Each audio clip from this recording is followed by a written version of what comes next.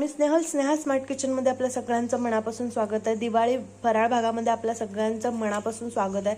आज बघणार आहोत बेसनाचे लाडू। त्यासाठी मी अर्धा किलो डाळ घेतलेली आहे। ती पूर्ण एक दिवस हरभऱ्याची डाळ उन्हात मी कडक वाळवून घेतलेली आहे। आता आपण ही बारीक गॅसवरती भाजून घेऊया।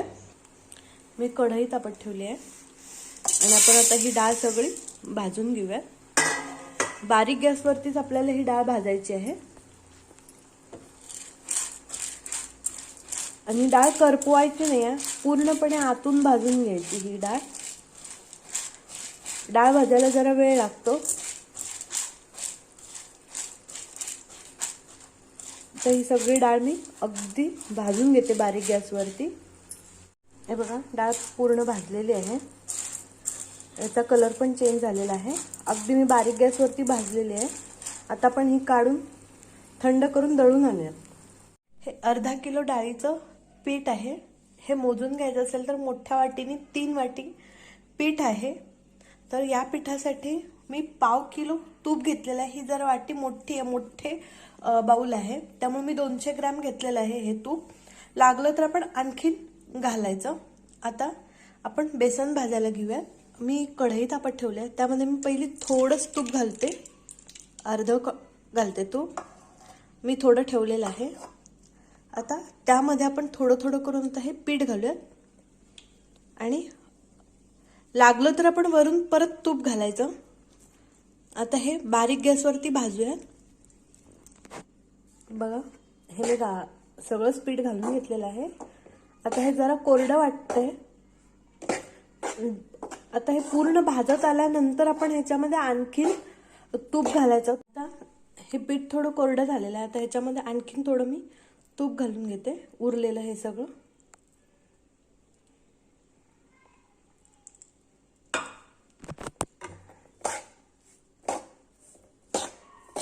आणि परत थोडं भाजून घेऊया।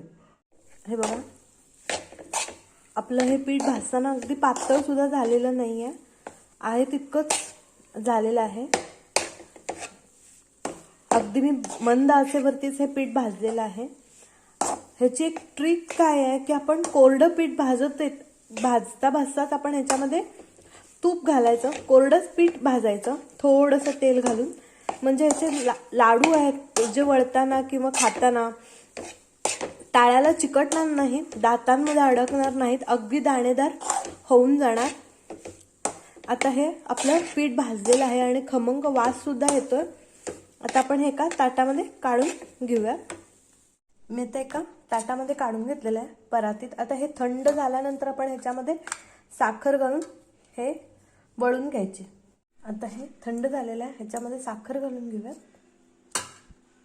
1 वाटी मी पिठी साखर घातलेली आहे, तर मी हे एकत्र करून घेते। आता मी साखर एकत्र करून घेतलेली आहे, ह्याच्यामध्येच मी वेलची पावडर पण घातलेली आहे। आता हे मी थोडे थोडे घेऊन लाडू वळून ठेवते। बघा सहज अगदी लाडू वळता येतात। आता मी ह्याचे लाडू वळून ठेवते। बघा हे बेसनाचे लाडू तयार आहे। आता आपण बघत मुगाचे लाडू। आता आपण मुगाचे लाडू बघणार आहोत। त्यासाठी लागणारे मी साहित्य सांगते। मी हिरवे मूग साल न काढता तसेच हिरवे मूग मी भाजून दळून आणलेले आहेत। ते 2 वाट्या मी पीठ घेतलेलं आहे। 1 वाटी सुकं खोबरं, खसखस घेतलेली आहे 1 चमचा, 1 चमचा तीळ घेतलेला आहे, अर्धा चमचा मी मेथ्या घेतलेल्या आहेत, परत हळीव घेतलेली आहे मी 2 मोठे चमचे, डिंक घेतलेला आहे मी 1 चमचा, ड्रायफ्रूट घेतलेले आहेत मी काजू, बदाम आणि मनुके घेतलेले आहेत, आणि तूप मी 1 वाटी घेतलेलं आहे। तुम्ही तुमच्या आवडीनुसार ड्रायफ्रुट्स कमी जास्त करू शकता। मी एक कढई गरम करायला ठेवली आहे। त्या कढईमध्ये पहिल्यांदा आपण हे हळीव आहेत, हळीव पहिला सुके भाजून घेऊया। लगेच पटकन भाजले जातात, हे सुकेच भाजून घेऊया। आता ही हळीव भाजलेली आहे। आता ही काढून आपण हळीव काढून घेतलेली आहे। आता त्यामध्येच तीळ आणि खसखस भाजून घेऊयात। हे सुकेच भाजायचे, त्यांना तूप घालायचं नाहीये। अगदी 2 ते 3 सेकंदात हे भाजले जातात। आता हे भाजलेले आहेत, हे काढून घेऊयात।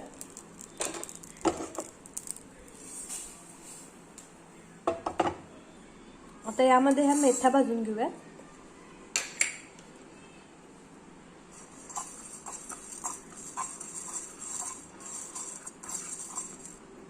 आता ह्या भाजलेल्या मेथ्या आपण एका दुसऱ्या प्लेटमध्ये काढून घेऊया. तर त्याच कढईमध्ये आपण खोबरं भाजून घेऊयात. हे पण तूप न वापरता भाजायचं आहे. आता हे पण भाजून घेऊया. आता हे खोबरं भाजून झालेलं आहे. आता आपण एका दुसऱ्या प्लेटमध्ये खोबरं काढून घेऊया. आता त्याच कढईमध्ये बेदाणे भाजून घेऊयात. त्याला थोडंसं आपण तूप घालूयात. मी एकच चमचा तूप घालते, हे बघा. आणि त्या तुपामध्येच आपण भाजून घेऊयात. आता हे बेदाणे मी काढून घेते. आता त्याच कढईमध्ये काजू आणि बदाम भाजून घेऊयात. त्याला सुद्धा तूप घालूया. मी एकच चमचा तूप घालते आणि हे भाजून घेते. मी एकच चमचा तूप घातलेला आहे आणि आता आपण हे भाजून घेऊया. आता हे भाजलेलं आहे, आपण एका प्लेटमध्ये काढून घेऊया. मी एका वेगळ्या प्लेटमध्ये काढून घेते. आता त्याच कढईमध्ये मी पीठ घालून घेते. दोन्ही वाट्यांमधलं पीठ घालून घेते. आता मी हे पीठ घालून घेतलेलं आहे दोन्ही वाट्यांमधलं. आपल्याला जेव्हा भाजणार तेव्हा भाजताना लागेल तसं आपण ह्याच्यामध्ये तूप घालून घ्यायचं आहे. हळूहळू सुकं भाजत भाजत आपल्याला ह्याच्यामध्ये तूप घालायचं आहे. पीठ भाजताना ह्याच्यामध्ये पहिली 4 चमचे तूप घालून घेतलेलं आहे. आता हळूहळू बारीक गॅसवरती भाजायचं आपल्याला हे. आणि भाजताना आपल्याला लागेल तसं आपण ह्याच्यामध्ये तूप घालायचं आहे. मी मगाशी पीठ भाजताना आधी 4 चमचे तूप घातलं होतं आणि त्याच्यानंतर परत एकदा पीठ भाजताना मी 6 चमचे, एकूण मला अर्धा वाटी तूप लागलेलं आहे. आता हे भाजलेलं आहे, एका प्लेटमध्ये आपण काढून घेऊया. आता मी तुपामध्ये हळूहळू डिंक तळून घेते. तूप आधी गरम करायला ठेवलेलं आहे मी एका कढईमध्ये. त्यामध्ये मी डिंक घालून तळून घेते. मी सगळा डिंक आता तळून घेते. हे बघा, हा डिंक मी तळून घेतलेला आहे. आता मिक्सरमधून आपल्याला खोबरं, हे मेथ्या आणि हे ड्रायफ्रूट्स आणि हे आपण बारीक करून घेऊया. एका मिक्सरच्या भांड्यामध्ये खोबरं काढून घेते आणि मेथ्या हे बारीक करून घेऊया. आता मी जास्त बारीक करून घेतलेले नाही, थोडं थोडंच बारीक केलेलं आहे. तर त्यामध्येच घालूयात डिंक. आता थोडा थोडा डिंक घालून आपण हे बारीक करून घेऊया.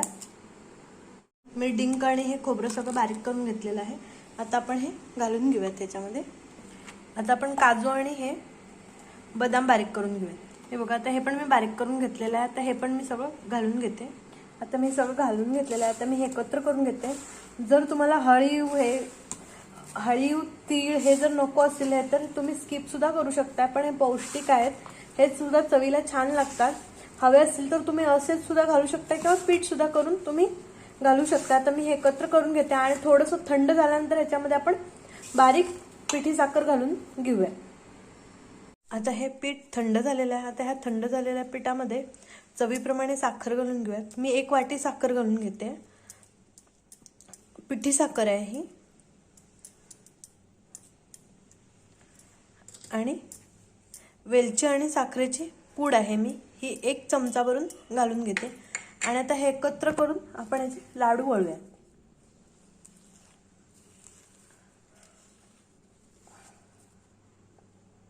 आता मी एकत्र करून घेतलेले आहे. ह्याचे आता लाडू वळूयात. तुम्हाला आवडतील तशा आता तुम्ही आकारामध्ये याचे लाडू वळू शकता. आपले मुगाचे लाडू तयार आहेत. आता बघूयात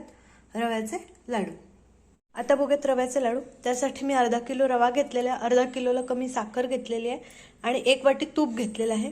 वाटीनी मोजायचं झालं तर मी 4 वाट्या रवा घेतलेला आहे, 3 वाटी साखर घेतलेली आहे आणि 1 वाटी मी तूप घेतलेलं आहे. कढई गरम करायला ठेवलेलं आहे. त्या कढईमध्ये मी तूप घालून घेते. मी थोडं तूप घालून घेते. पहिली मी 4च चमचे तूप घातलेलं आहे. नंतर आपण तूप घालायचं थोडं. आता ह्याच्यामध्ये रवा घालून घेऊयात हा सगळा. आणि हा बारीक गॅसवरतीच आपल्याला भाजून घ्यायचा आहे. आणि भाजत थोडासा कोरडा होत आला की आपण परत याच्यामध्ये तूप घालून घ्यायचं. थोडासा रवा भाजून झालेला आहे माझा. आता त्यामध्ये घालत आणखीन थोडं तूप मी आणि 3 चमचे तूप घालून घेते. मी तूप घालून घेतलेलं आहे. आता परत आणखीन थोडा वेळ परतून घेऊया. आता बघा थोडंसं भाजून झालेलं आहे. आता मी उरलेलं हे सगळं तूप मी घालून घेते. आता बघा मी सगळं तूप घालून घेतलेलं आहे. आता ह्याला खरपूस असं भाजून घेऊया. मी थोड्या थोड्या प्रमाणामध्ये तूप घालून रवा भाजून घेतलेला आहे, जेणेकरून रवा हा चांगला भाजला पण जाईल आणि तूप रव्यामध्ये मुरेल आणि आपला रवा कोरडा होणार नाही. त्यासाठी थोडं थोडं तूप घालून आपण भाजून घ्यायचं आहे. आता मी हे तूप भाजून घेते रवा. आता हा आपला रवा भाजलेला आहे. आता हा काढून आपण पाक करायला घेऊया. आता पाक करण्यासाठी मी सगळी साखर काढून घेते आणि ज्या वाटीनं मी 3 वाटी घेतलं होतं त्याच वाटीने 1 वाटी मी पाणी घालून घेते आणि आता ह्याचा आपण पाक करूयात. एक तारी पाक करायचा आहे आणि हा पाक आपल्याला मधून मधून हलवत राहायचा आहे, नाहीतरी साखर आपली चिकटून राहणार खाली. आता ह्याचा पाक करून घेते. बघा मी झाकून ठेवलं होतं. आता एक 10 मिनिटांनी बघा आपले परत घट्ट झालेले आहेत. आता हे हलवून परत आता आपण ठेवूयात. आता मी हे हलवून परत त्याच्यावरती झाकून ठेवते. हे अर्धा ते पाऊण तासात आपल्याला बांधायला येतात. बघा आणि मी 10 मिनिटांना बघितलं होतं. मिश्रण आपलं खूप सुट्टं सुट्टं झालेलं आहे. ह्याचे लाडू वळता येतात. अगदी हे परफेक्ट झालेलं आहे लाडू वळण्यासाठी. आणि आता लाडू वळताना काय करायचं, अगदी हे थंड होऊ द्यायचं नाहीये. अगदी आपल्या हाताला सोसेल आणि कोमट कोमटच आपण ह्याचे लाडू वळून घ्यायचे आहेत. हे बघा अगदी छान वळले जातात लाडू. ह्याचेच आपण आता लाडू वळून घेऊयात. रव्याचे लाडू वळून तयार आहेत. बघा आपले हे बेसनाचे, मुगाचे आणि रव्याचे लाडू तयार आहेत.